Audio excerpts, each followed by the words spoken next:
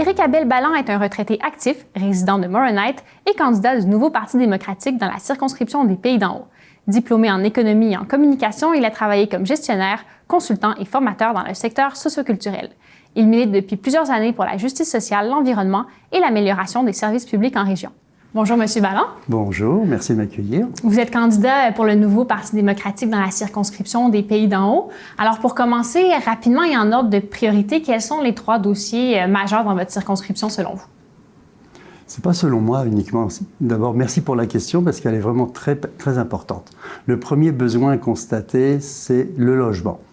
L'accessibilité au logement, le logement abordable sont donc 2 termes différents, qu'il y ait une offre suffisante pour les gens qui habitent, qui travaillent, pour les travailleurs et les travailleuses donc des Pays d'en Haut, qui ont du mal, comme dans les grandes villes, le même problème existe dans les villes principales des Pays d'en Haut. Parfait. Il y a le transport... Oh, pardon. Allez-y. Vous m'avez demandé plusieurs. Oui, je pensais que vous avez terminé, c'est bon. Effectivement, il y a aussi le transport, la mobilité, les difficultés d'accès à certains services publics, le système de santé aussi, donc l'accessibilité à des services, à les hôpitaux aussi qui sont saturés, même si c'est une compétence provinciale. Il y a aussi des soutiens et des aides financières du fédéral qui peuvent bonifier justement certains services comme l'accessibilité à un médecin de famille. On pourrait dire que ça ne regarde pas le fédéral, au contraire. Nous, au nouveau Parti démocratique, on est là aussi pour soutenir, pour aider. De par la péréquation aussi, il peut y avoir des aides financières directes pour améliorer les systèmes de santé au Québec, et en particulier au Pays d'en Haut. Vous parliez du transport collectif qui est quasi inexistant entre les municipalités de la circonscription. Comment votre formation politique compte-t-elle appuyer le développement d'un transport collectif régional durable et efficace dans les Pays d'en Haut? Efficace, c'est le bon mot, effectivement, parce que le problème, c'est la privatisation. Il devrait y avoir un service minimal, comme un service public également, j'allais dire transfrontalier, intercommune, trans-québécois, nord-sud. Il n'y a pas que le est-ouest. Effectivement, la circonscription des Pays d'en Haut, comme pour Laurentier-de-la-Belle, parce que j'ai aussi été candidat dans Laurentier-de-la-Belle, donc je connais bien le secteur. Il y a un problème de décentralisation à des entreprises privées qui fonctionnent, qui offrent un service si c'est rentable. C'est comme l'éducation, comme la santé, la mobilité, le transport avec des services publics devraient être offerts à la population avec un minimum de circuits d'autobus. On pourrait faire le lien avec l'environnement, justement, aussi sur le transport électrique. On sait qu'on a des compétences, même si ce n'est pas tout à fait la même circonscription à Saint-Jérôme, l'exemple de l'entreprise Lyon avec les autobus scolaires électriques qui ont été développés. Les camions également, les gros véhicules de transport de matières premières et pas uniquement de population. Donc on pourrait aussi développer une électrification des services et des transports en commun. Parlons du logement maintenant. La rareté et le coût des logements qui atteignent des sommets inattendus dans les Pays d'en Haut sous la pression d'une croissance démographique constante. Quelles mesures concrètes comptez-vous mettre de l'avant donc pour encourager la construction de logements abordables, mais en respectant aussi les réalités qui sont propres aux petites municipalités de la circonscription? Tout à fait. On a 2 mesures essentielles.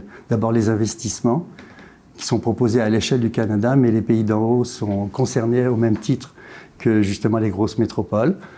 Le Parti fédéral, le nouveau Parti démocratique au niveau fédéral dispose de terrains fédéraux justement qui pourraient être vendus ou remis gracieusement à des entrepreneurs en construction justement qui seraient mandatés, encadrés, surveillés, j'allais dire évidemment pour pas atteindre des excès de facturation et abuser aussi du système des gros investisseurs immobiliers. Donc mettre à disposition des budgets de construction, ça développe l'emploi, ça utilise les matières premières québécoises aussi, étant donné la crise économique en cours de développement qu'on veut limiter également.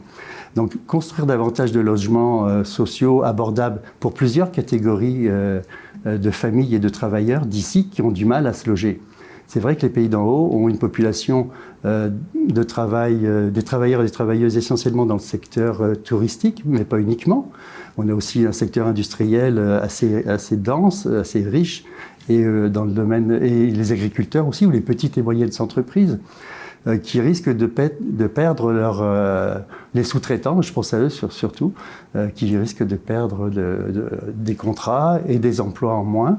Donc au niveau du logement, ils risquent d'avoir des difficultés aussi à se loger et à payer leur loyer. Donc la deuxième mesure concrète, cette fois-ci pour les travailleurs et travailleuses qui ont du mal à trouver un logement abordable, c'est le blocage des loyers. C'est la mise en place d'un organe de contrôle, un office de contrôle, de surveillance des loyers pour bloquer justement les loyers à une valeur, un montant minimal correspondant au marché local, à l'offre et à la demande en fonction des revenus, des faibles revenus essentiellement, parce qu'ils ont du mal à se loger et à remplir le frigo pour manger tous les jours.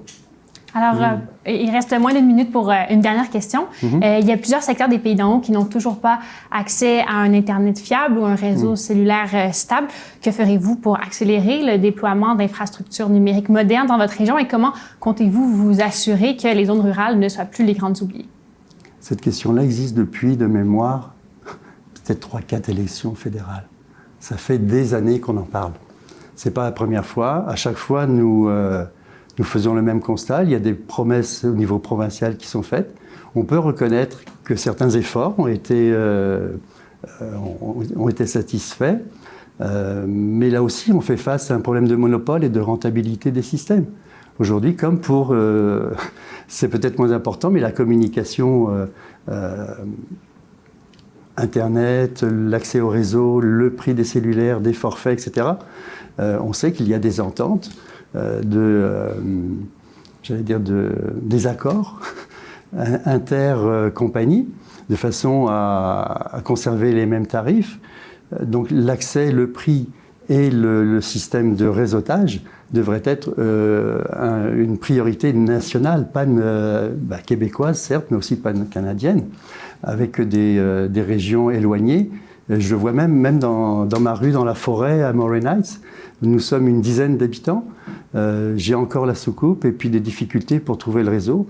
C'est inadmissible. Et je ne parle pas de nos concitoyens qui sont dans des zones encore plus éloignées. Donc il y aurait des mesures pour imposer justement au niveau fédéral que les réseaux soient accessibles de façon fiable au niveau local.